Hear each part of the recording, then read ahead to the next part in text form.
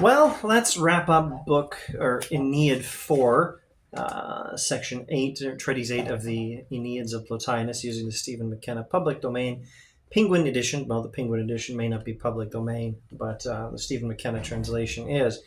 Now, after this, I really don't know what I'm doing. I need to come up with a plan of some sort because still a few hundred pages, but who knows how much I really want to go through in them. I may just skip enormous quantities of material. In the short term, let's do this last bit of Aeneid 4. Even our human soul, says Plotinus, page 342, has not sunk entire. Something of it is continually in the intellectual realm. So in Plotinian metaphysics, remember, there's the one, or the good, there's divine mind, nous, N-O-U-S, there's all soul, which, if I understand correctly,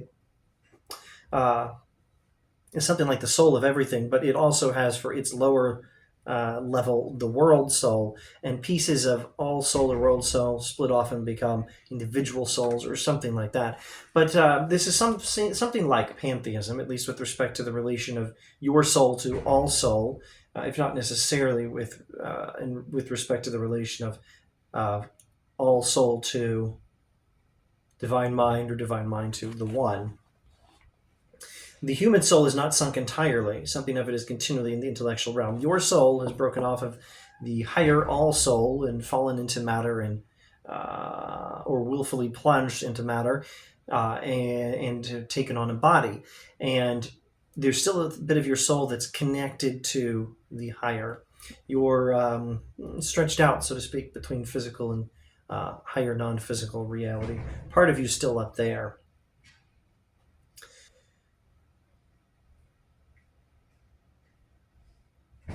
If that part which is in this sphere of sense hold the mastery, or rather be mastered here and troubled, it keeps us blind to what the upper phase holds in contemplation. You can totally lose sight of what the upper part of your soul is doing, contemplating the divinity. Don't be controlled by physical interests and lose track of divine contemplation.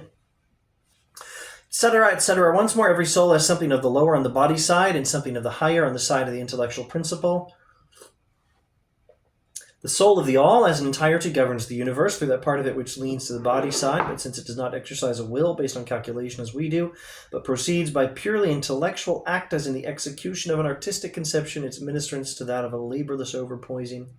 Only its lowest phase being active upon the universe, it embellishes. The all soul has its own levels. One is the world soul, which is managing physical creation itself, and the other is contemplating higher levels of divinity. And your soul is kind of like that. The all soul has a lower level managing the physical world, and a higher level contemplating divinity. And your soul has a lower level managing your body, and by extension, your local region of the physical world, but still has, for lack of a better word, a foothold in the all-soul, where it too can contemplate divinity, higher levels of divinity. The souls that have gone into division and become appropriated to something partial have also their transcendent phase, but are preoccupied by sensation, and in the mere fact of exercising perception, they take in much that clashes with their nature and brings distress and trouble, since the object of their concern is partial, deficient, exposed to many alien influences, filled with desires of its own and taking its pleasure, that pleasure which is its lure. But there is always the other, the transcendent phase of soul, that which finds no savor in passing pleasure, but holds its own even way. In other words, live into the higher activity of soul.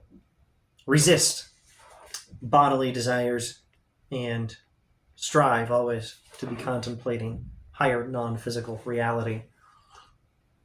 Thus saith Plotinus.